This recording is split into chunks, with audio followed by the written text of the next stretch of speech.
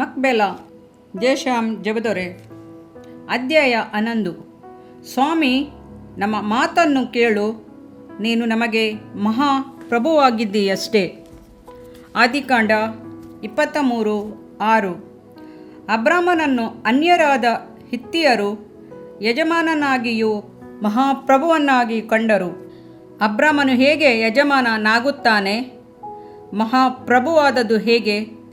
ಕರ್ತನ ಕರೆಗೆ ಓಗೊಟ್ಟು ಒಬ್ಬ ಪರದೇಶಿಯಂತೆಯೂ ಅಲೆಮಾರಿಯಂತೆಯೂ ಹೊರಟು ಬಂದ ಆತನನ್ನು ದೇವರು ಕೈಬಿಡಲಿಲ್ಲ. ಹೌದು, ಕರ್ತನನ್ನು ನಂಬುವವರು ಯಾರೇ ಆಗಿದ್ದರೂ ಅವರು ಮಹಾಪ್ರಭುಗಳೇ ಹೌದು. ವಿಶ್ವಾಸಿಗಳು ದೇವಮಕ್ಕಳು ಮಹಾಪ್ರಭುಗಳಲ್ಲದೆ ಬೇರೆ ಯಾರು? ಕ್ರಿಸ್ತನು ಐಶ್ವರ್ಯವಂತನಾಗಿದ್ದು ತಾನು ಬಡತನದಲ್ಲಿ ಸೇರುವುದರಿಂದ ನೀವು ಐಶ್ವರ್ಯವಂತರಾದಿರಲ್ಲ. 2 ಕೊರಿಂಥ 8:8 ಎಂದು ಪೌಲನು ಹೇಳುತ್ತಾನೆ. 120 ವರ್ಷ ಪ್ರಾಯದ ಸಾರಳು ಹೆಬ್ರೋನಿನಲ್ಲಿ ಸತ್ತು ಹೋದಾಗ ಹಿತ್ತಿಯರಿಂದ ತನ್ನ ಪತ್ನಿಯ ಸಮಾಧಿಗೋಸ್ಕರ ಅಬ್ರಾಮನು ಮಕ್ಬೇಲ ಎಂಬ ಗುಹೆಯನ್ನು ಸುತ್ತಲಿದ್ದ ಭೂಮಿಯ ಸಹಿತ ಕೊಂಡನು. ಮಕ್ಬೇಲ ಎಂಬ ಪದಕ್ಕೆ 2 ಅಥವಾ 2ರಷ್ಟು ಎಂದು ಅರ್ಥ. ಅದಕ್ಕೆ ಯಾಕೆ ಆ ಹೆಸರು ಬಂದಿತು? ತನ್ನ ಮಡದಿಯೊಂದಿಗೆ ಕೂಡಿರಲು ಬಯಸಿದ ಅಬ್ರಾಮನು ತಾನು ಅದೇ ಸ್ಥಳದಲ್ಲಿ ಸಮಾಧಿ ಮಾಡಲ್ಪಡಬೇಕೆಂದು ಅಪೇಕ್ಷಿಸಿದನು. ಆದ್ದರಿಂದಲೇ ಅದಕ್ಕೆ ಮಕ್ಬೇಲ ಎಂದು ಹೆಸರಾಯಿತು. ಹಿತ್ತಿಯರು ಆ ಭೂಮಿಯನ್ನು ಅಬ್ರಾಮನಿಗೆ ಉಚಿತವಾಗಿ ಕೊಡಲಾಪೇಕ್ಷಿಸಿದಾಗ ಅಬ್ರಾಮನು ಅದನ್ನು ಕ್ರಯ ಕೊಡದೆ ತೆಗೆದುಕೊಳ್ಳಲು ಬಯಸಲಿಲ್ಲ. ಅದಕ್ಕೆ 400 ರೂಪಾಯಿ ಬೆಲೆ ಬಾಳುವ ಬೆಳ್ಳಿಯನ್ನು ತೂಗಿಕೊಟ್ಟನು.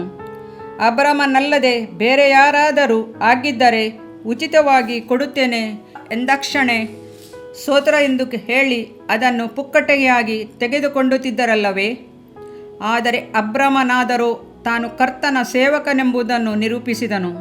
ಮಕ್ಬೇಲ ಎಂಬ ಗುಹೆಯನ್ನು ಕ್ರಯಕೊಟ್ಟು ತೆಗೆದುಕೊಂಡ ಅಬ್ರಾಮನು ಕರ್ತನ ನಾಮವನ್ನು ಮಹಿಮೆಪಡಿಸಿದ್ದರಿಂದ ಕಾಲಾನಂತರದಲ್ಲಿ ಆ ಸ್ಥಳವು ಚರಿತ್ರಾರ್ಹವಾದ ಸ್ಥಳವಾಯಿತು.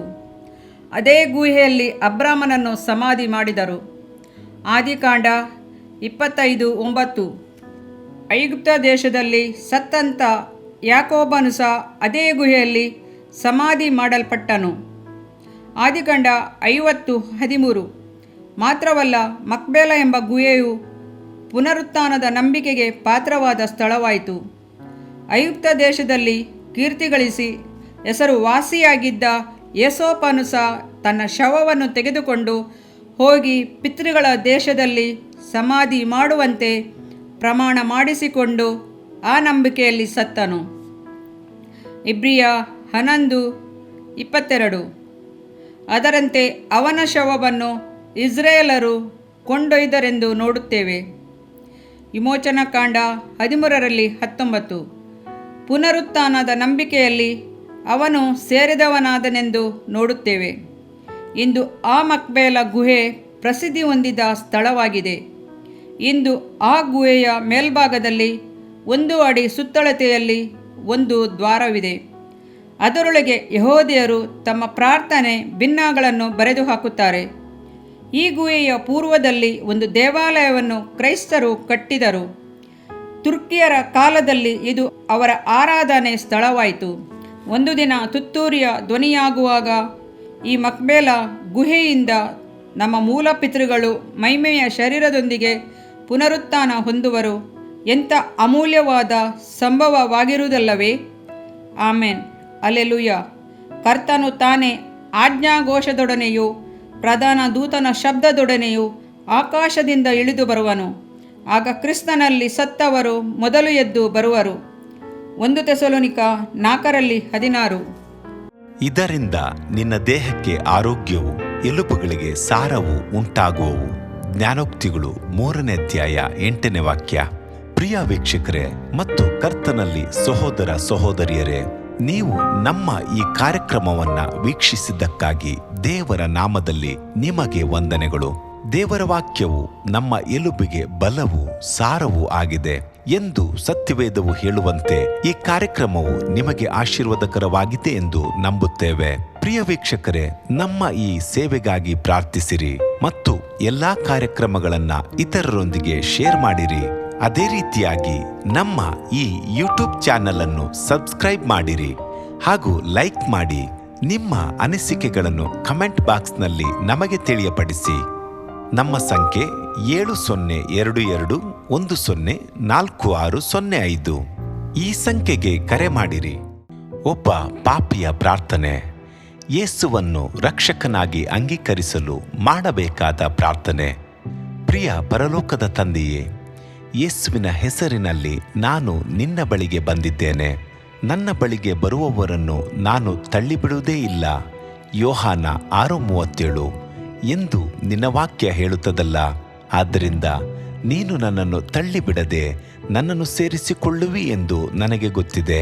ಆದ್ದರಿಂದ ನಾನು ನಿನಗೆ ಸ್ತೋತ್ರ ಮಾಡುತ್ತೇನೆ.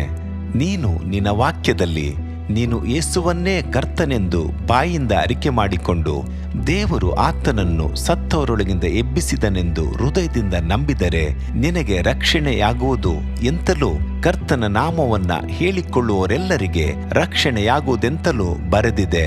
ರೋಮ 10:9 ವಾಕ್ಯ. ಯೇಸು ಕ್ರಿಸ್ತನು ದೇವಕುಮಾರನೆಂದು ನನ್ನ ಹೃದಯದಲ್ಲಿ ನಂಬುತ್ತೇನೆ. ನನ್ನನ್ನು ನೀತಿವಂತನನ್ನಾಗಿ ಮಾಡುವುದಕ್ಕಾಗಿ ಆತನು ಸತ್ತವರೊಳಗಿಂದ ಎಬ್ಬಿಸಲ್ಪಟ್ಟನು ಎಂದು ನಂಬುತ್ತೇನೆ. ನಾನು ಆತನ ನಾಮವನ್ನ ಹೇಳಿಕೊಳ್ಳುತ್ತೇನೆ. ಯೇಸುವೇ, ನೀನೇ ಕರ್ತನು. ತಂದೆಯೇ, ನೀನು ನನ್ನನ್ನು ರಕ್ಷಿಸಿದಿ ಎಂದು ನಾನು ನಂಬುತ್ತೇನೆ. ನಿನ್ನ ವಾಕ್ಯವು ಹೇಳುತ್ತದೆ, ಮನುಷ್ಯನು ಹೃದಯದಿಂದ ನಂಬುವುದರ ಮೂಲಕ ನೀತಿಯು ದೊರಕುತ್ತದೆ, ಬಾಯಿಂದ ಅರಿಕೆ ಮಾಡುವುದರ ಮೂಲಕ ರಕ್ಷಣೆಯಾಗುತ್ತದೆ. ರೋಮ 10:10. ನಾನೀಗ ನನ್ನ ಹೃದಯದಲ್ಲಿ ನಂಬುತ್ತೇನೆ ಹಾಗೂ ಯೇಸುವೇ ನನ್ನ ಕರ್ತನೆಂದು ಅರಿಕೆ ಮಾಡುತ್ತೇನೆ. ಆದುದರಿಂದ ನಾನೀಗ ರಕ್ಷಣೆ ಹೊಂದಿದ್ದೇನೆ. ಅಪ್ಪಾ ತಂದೆಯೇ, ನಿನಗೆ ಸ್ತೋತ್ರ. ಲೂಕನು ಬರೆದ ಸುವಾರ್ತೆ 11ನೇ ಅಧ್ಯಾಯದಲ್ಲಿ ಬರೆದಿರುವಂತೆ, ನಿಮ್ಮಲ್ಲಿ ತಂದೆಯಾದವನು ಮೀನನ್ನು ಕೇಳುವ ಮಗನಿಗೆ ಮೀನು ಕೊಡದೆ ಹಾವನ್ನು ಕೊಡುವನೆ? ಅಥವಾ ತತ್ತಿಯನ್ನು ಕೇಳಿದರೆ ಚೇಳನ್ನು ಕೊಡುವನೆ?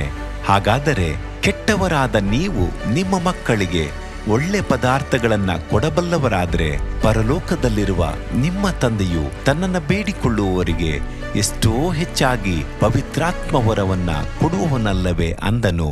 ತಂದೆಯೇ, ನೀನು ಕೇಳಿಕೊಳ್ಳುವವರಿಗೆ ಪವಿತ್ರಾತ್ಮನ ವರವನ್ನು ಹೇರಳವಾಗಿ ಕೊಡುವಾತನಾಗಿದ್ದಿ. ಆದ್ದರಿಂದ ನನ್ನ ಮೇಲೆಯೂ ನಿನ್ನ ಆತ್ಮನನ್ನು ಸುರಿಸಬೇಕಾಗಿ ಬೇಡಿಕೊಳ್ಳುತ್ತೇನೆ. ಕೀರ್ತನೆ 81:10 ಬರೆದಿದೆ, ಅಗಲವಾಗಿ ಬಾಯಿದೆರೆಯಿರಿ, ಅದನ್ನು ತುಂಬಿಸುವೆನು. ಕರ್ತನೇ, ನನ್ನನ್ನು ಪವಿತ್ರಾತ್ಮನಿಂದ ತುಂಬಿದಂತ ನೀನು ನನ್ನನ್ನು ಅನ್ಯ ಭಾಷೆಯ ವರದಿಂದಲೂ ತುಂಬುವವನಾಗಿದ್ದಿ ಎಂದು ನಂಬುತ್ತೇನೆ.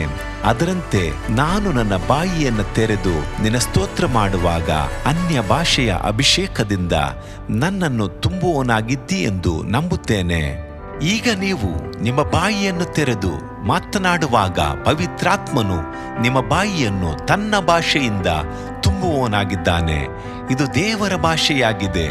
ಈ ಅಭಿಷೇಕವನ್ನ ಹೊಂದಿಕೊಳ್ಳಲು ನೀವು ನಿಮ್ಮ ಸ್ವರವನ್ನ ಉಪಯೋಗಿಸಬೇಕು.